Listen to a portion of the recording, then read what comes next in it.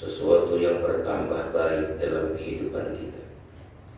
Meskipun dunia kita berlimpah ruah, segalanya diberikan mudah, namun itu semua tidak menghalangi kita untuk ibadah kepada Allah.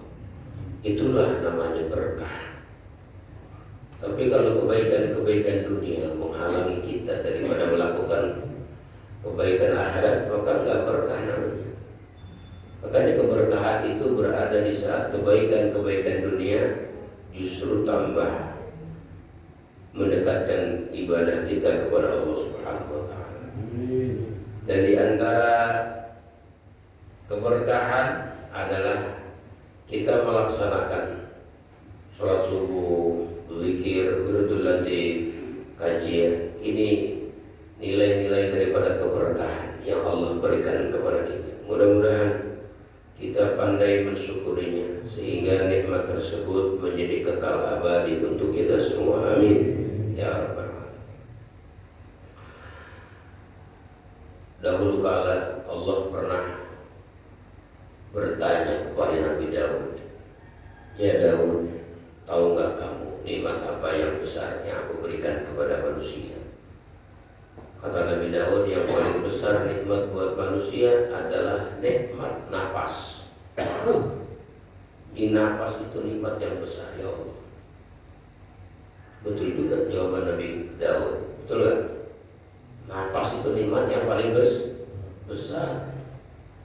Tanpa napas gak ada kehidupan buat kita. Orang punya kekayaan sebesar apapun, napasnya dicabut oleh Allah, ya udah tamat, selesai. Napas besar. Kita jangankan dicabut napas kita, ya. Dikasih ujian sesak napas aja gak enak. Udah gak leluasa hidup. Ini napas besar. Tapi kata Allah, bukan napas yang besar. Oh bukan ya, bukan. Yang besar itu adalah ketika nanti di akhir zaman sekelompok manusia aku berikan pangkat, aku berikan gelar, aku berikan titel menjadi umat Nabi besar Muhammad sallallahu alaihi wasallam. Itu yang paling besar, masya Allah. Ini mengalahkan napas, Pak. Kita punya titel semua. Titel kita ini titel yang paling tinggi, ngalahin raja, ngalahin presiden. Titel apa itu? Ketika kita disandingkan menjadi umatnya Nabi besar Muhammad sallallahu alaihi wasallam, itu sebesar-besar nikmat, mengalahkan nikmat napas. Kenapa? Kata Allah, napas ini aku berikan siapa aja. Aku berikan kepada orang beriman, aku berikan kepada orang yang kagak beriman, aku berikan kepada yang taat, aku berikan kepada yang melanggar, berikan kepada yang kucintai, kuberikan kepada yang kubenci. Nikmat aku kasih siapa aja, diobral itu nikmat. Tapi tidak dengan titel menjadi umat Nabi besar Muhammad. Aku pilih, aku takdirkan mereka orang-orang yang aku cintai. Masya Allah. Ini tanda nih, Allah cinta kepada kita. Tandanya Allah takdirkan kita menjadi umatnya Nabi besar Muhammad sallallahu alaihi wasallam. Makanya kita perlu pandai bersyukur. Waduh, pandai bersyukur, mensyukuri nikmat Allah Subhanahu wa taala. Mana itu nikmat Allah Subhanahu wa taala yang kita patut syukuri? Nikmat Allah yang patut kita syukuri adalah ketika kita menjadi umatnya baginda Nabi besar Muhammad sallallahu alaihi wasallam. Makanya kata ulama, aduh, kita nih kalau mau bayar jasa Nabi Muhammad nggak kebayar. Ini kata pengarang kitab Nasaihud Diniyah Al-Imam Qutbil Irsyad Habib Abdullah bin Al-Haddad mengatakan, seandainya bola matamu, katanya, ini bola mata kita nih, kita puter nih, kita jadiin roda untuk berjalan menuju Madinah, kuburan Nabi. Sampai di Madinah kita bilang, ya Rasulullah terima kasih, ya Rasulullah terima kasih, jasa-jasamu besar, aku sudah tunaikan, aku sudah bayar, aku sudah penuhi dengan aku berjalan dengan bola mataku menuju Madinah ini. Kata beliau, belum kebayar, katanya. Belum kebayar. Kenapa? Begitu agungnya jasa-jasa baiknya Nabi Muhammad sallallahu alaihi wasallam. Makanya kita wajib mencintai Nabi Muhammad. Kenapa kita wajib mencintai Nabi Muhammad?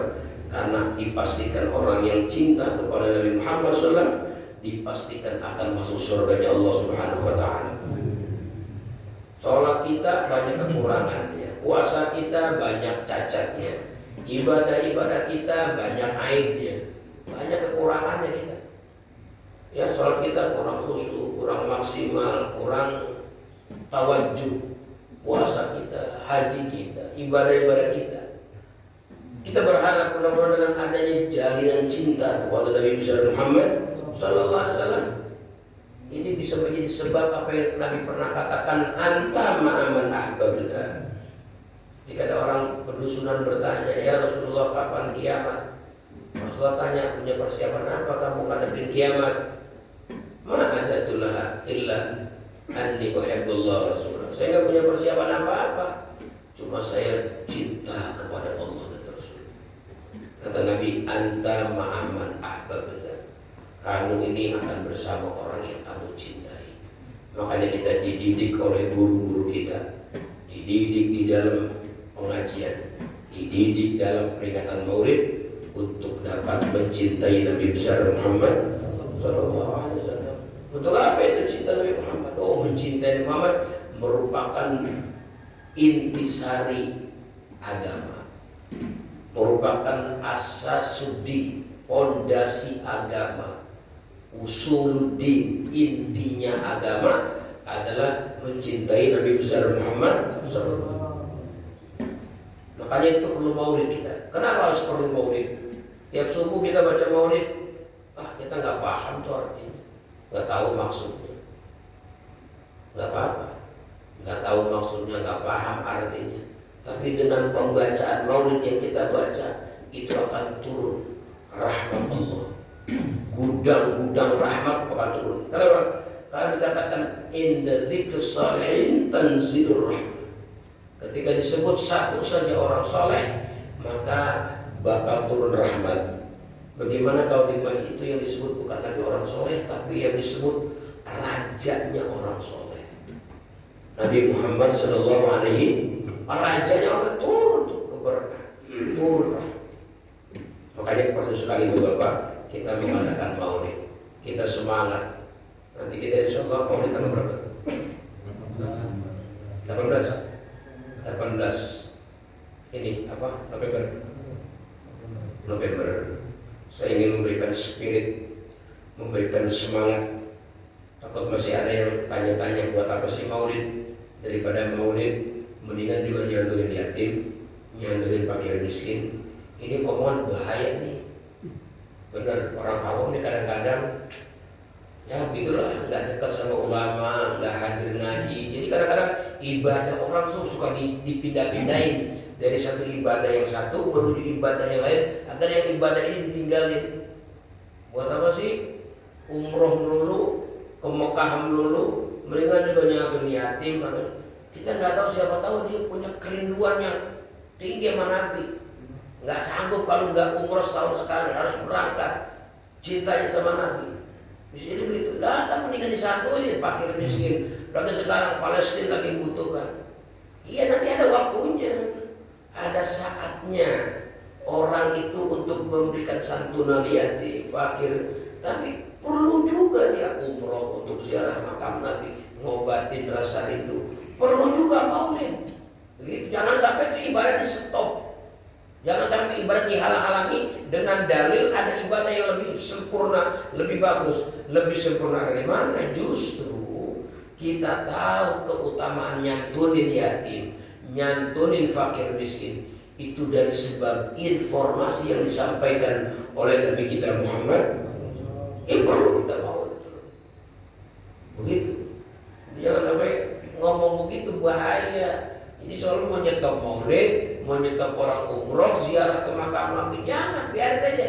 Nanti juga ada waktunya. Sebab ada orang, mungkin saya pernah cerita di sini atau belum saya cerita. Ada orang waktu hidupnya ini benar peduli sama yatim, peduli sama fakir miskin, peduli sama pembangunan masjid, peduli sama pembangunan pesantren. Dia bangun pesantren-pesantren, dia bangun majlis-majlis, dia bangun masjid-masjid. Karena dia orang kaya, banyak duitnya, dermawan dia. Sama yatim piatu, sama fakir miskin, banyak bantu. Suatu saat dia ngimpi dalam tidurnya ketemu Nabi Muhammad SAW. Akhirnya dia memperkenalkan diri bahwa dia ini umat Nabi Muhammad. Ya Rasulullah, saya ini bagian daripada umatmu. Dalam mimpi terus Allah katakan, maaf saya nggak kenal sama kamu. Ya Allah, dikata nggak kenal itu paling pedihnya musibah ketika kata Nabi, maaf ya aku nggak kenal Allah. Dalam tidurnya terbangun ketakutan, keringet dingin, ketakutan dia. Kenapa? Nabi nggak kenal dia. Padahal ibadahnya udah banyak ya. Nyantunin yatim, pakai besi, bangun masjid di mana-mana, bangun pesantren di mana-mana. Pokoknya kaya, dermawan, orang semua cinta sama dia. Tapi dalam mimpi tersebut menakutkan, mengerikan. Kenapa? Nabi nggak kenal sama dia. Akhirnya dia bilang, harus ketemu ulama ini. Bangun tidur, harus ketemu ulama. Berangkat ke ulama. Begitu berjumpa dengan ulama, dia curhat, dia nangis ketakutan. Apa kata ulama? Oh, barangkali kamu kurang sholawat sama Nabi. Wah, saya bukan lagi kurang sholawat, saya emang nggak demen sholawat. Mulut saya nggak demen. Wah, ini bahaya nih. Udah sebenarnya sedangkan banyak nih baca sholawat.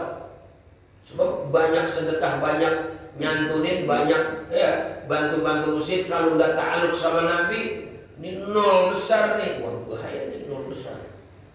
Akhirnya mulai saat itu dia banyak baca sholawat. Dia ada maulid, dia bantu maulid. Udah singkat cerita,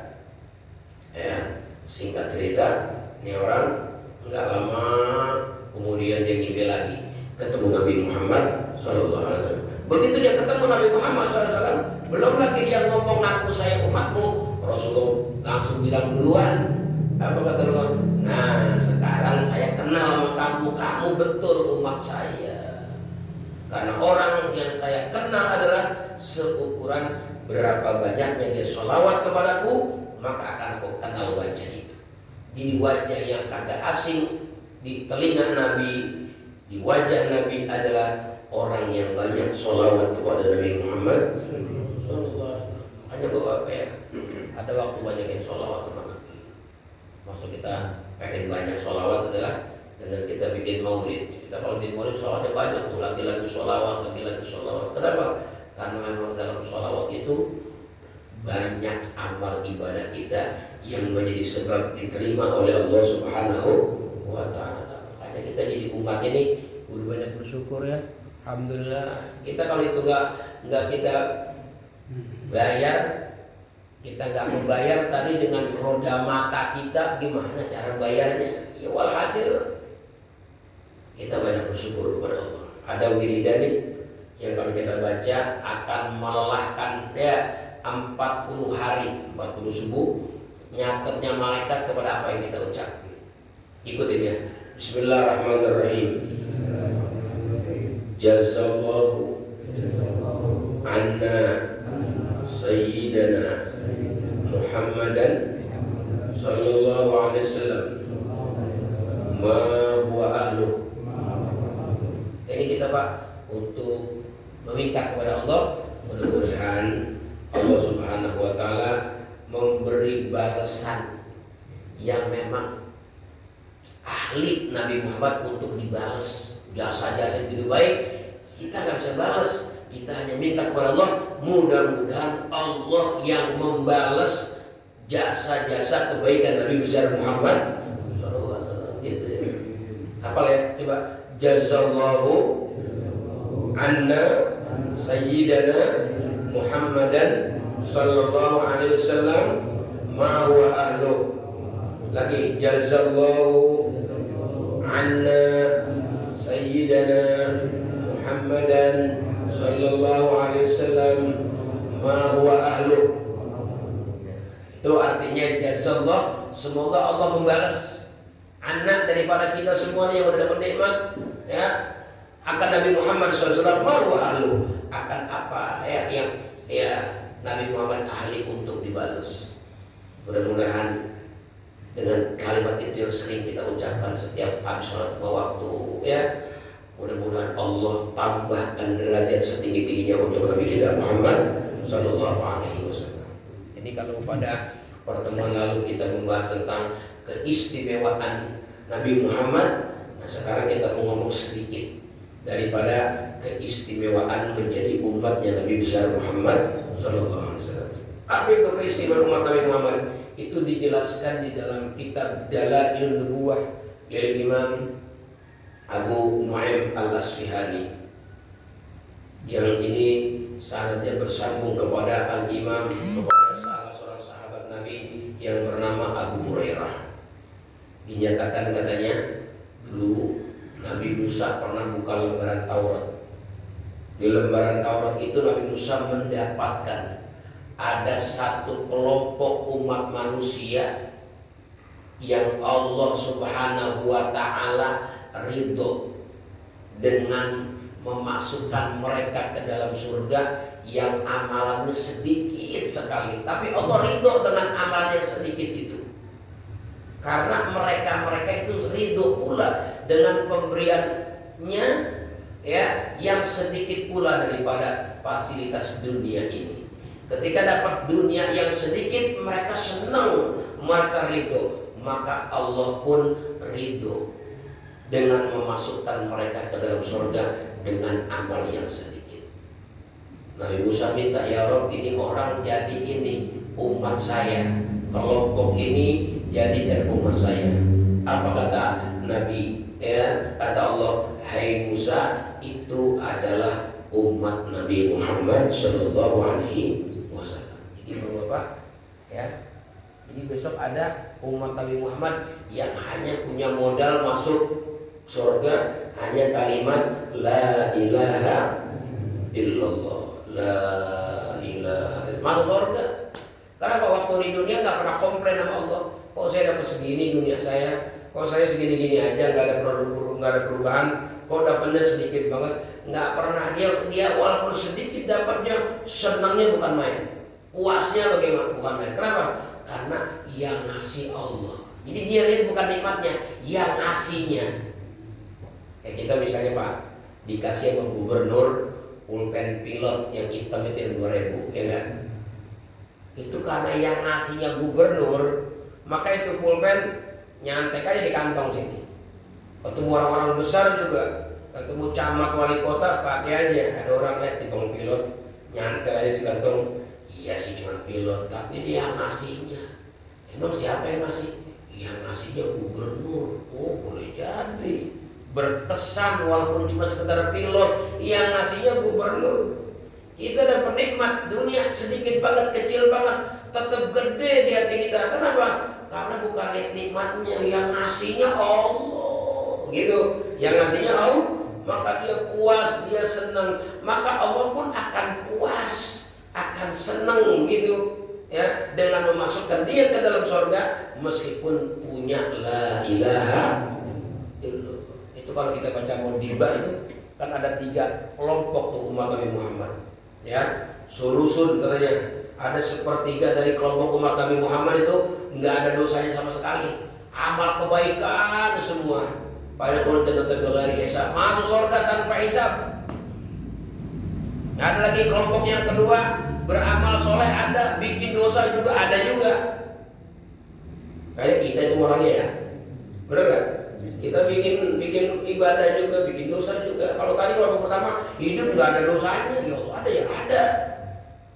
Ini ada meninggal dunia punya amal bawa dosa juga. Begitu di hari kiamat karena umat Nabi Muhammad diampuni dosa-dosa mereka, fayyughfar lahum, diampuni dosa mereka, masuk surga. Bahkan yang lebih parah lagi, ada yang kelompok yang ketiga, sulusun sepertiga yang terakhir ini. Kenapa? Ya, mereka itu asrafu ala anfusihim. Mereka ini terlalu ngikutin hawa nafsu hidupnya. Kagak ada amal kebaikan, ngikutin nafsu aja. Ghairu annahum yashhaduna alla ilaha illallah. Cuma mereka punya amal itu 2 kalimat syahadat, yakin mantap di hatinya. Maka Allah katakan, aku gak akan samakan orang yang punya 2 kalimat syahadat sama yang kagak punya sama sekali. Aku akan katakan kepada mereka, adkhilul jannata birahmati. Masuklah kalian semua ke surga dengan rahmatku. Masuk ke surga semua. Sebab apa? Sebab mereka adalah menjadi umatnya Nabi besar Muhammad Sallallahu Alaihi Wasallam. Maka kita Bapak-bapak termasuk menjadi umat Nabi Muhammad, hendaklah kita banyak ridho ya dengan pemberian Allah yang sedikit daripada dunia. Yang namanya kita kadang-kadang orang yang tukang ngaji itu kan orang rajin ngaji, orang rajin ibadah, itu kan di antara ujiannya dunianya dipersempit, didikitin itu. Iya, didikitin dunianya. Emang kenapa sih didikitin? Lah dunia ini racun, jadi racunnya jangan banyak. Kalau racunnya dibanyakin, ntar tepar dia imannya. Makanya sedikit mau ini dijaga, mau ini dihalangin, mau ini dihalangin. Ya dunia seperti itu dipersulit ya. Tapi dia semakin senang aja gitu sama Allah. Kenapa? Karena yang ngasih Allah, bahkan dikit juga orang yang ngasih Allah model kayak saya, Allah masih perhatian juga ngasih. Udah saya ridho, maka Allah pun akan ridho dengan memasukkan dia ke dalam surga dengan amalan yang sedikit. Makanya kalau kita betul-betul menjadi umat Nabi Muhammad, jangan banyak ngeluh, jangan banyak ngedumel, jangan kesel kalau jatah dunia kita sedikit. Kenapa? Karena kita udah dapat jatah yang jauh lebih besar. Apa itu?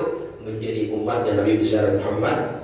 Makanya wajah kita kudu cerah, kudu ceria, kudu seneng. Kalau ditanya kenapa sih kamu seneng terus, ceria terus, bagaimana saya gak cerah, bagaimana saya gak seneng? Karena saya menjadi umatnya Nabi besar Muhammad Sallallahu Alaihi Wasallam. Mudah-mudahan ini di antara tanda yang pertama. Kemudian Nabi Musa baca lagi nih tanda yang kedua. Apa yang tanda kedua? Aku dapatin ada satu kelompok besok di padang mahsyar, dia punya wajah kayak bulan purnama, terang beneran. Kata Nabi Musa, ya Rabbi, yang ini aja dah jadi rumah saya. Ini juga umatnya Nabi Muhammad Sallallahu Alaihi Wasallam. Dia punya wajah terang. Nanti kalau yang wajahnya terang di hari kiamat kayak bulan, itulah tandanya umat Nabi besar Muhammad. Punya amal apa? Itu punya amal min athal wudu was sujud. Karena waktu di dunia ini sering wudu deh. Dari wudunya itu ada cahaya, ghurran muhajjalin. Kalau basuh muka itu ya dilebihin dari batasan wajib. Kan kalau batasan wajib dari kuping kanan ke kuping kiri nih, batasan air kesiram. Tapi dia lebihin sampai kuping-kupingnya kesiram. Waktu basuh muka nih, basuh muka kupingnya kesiram. Waktu basuh muka bukan cuma ubun-ubun palanya, di atas ubun-ubun rambutnya kesiram. Bukan cuma sampai ujung dagu, bawahnya nih, bawah janggut kesiram juga sama air wudu. Itu namanya disebut ghurran. Ghurran, melebihi dari batasan wajibnya wudu. Itu akan bercahaya. Muhajjalin, wudunya bukan cuma sampai sikut, dilewatin sampai lengan. Bukan cuma sampai mata kaki, ditaikin sampai betis. Akan bercahaya tangan dan kakinya.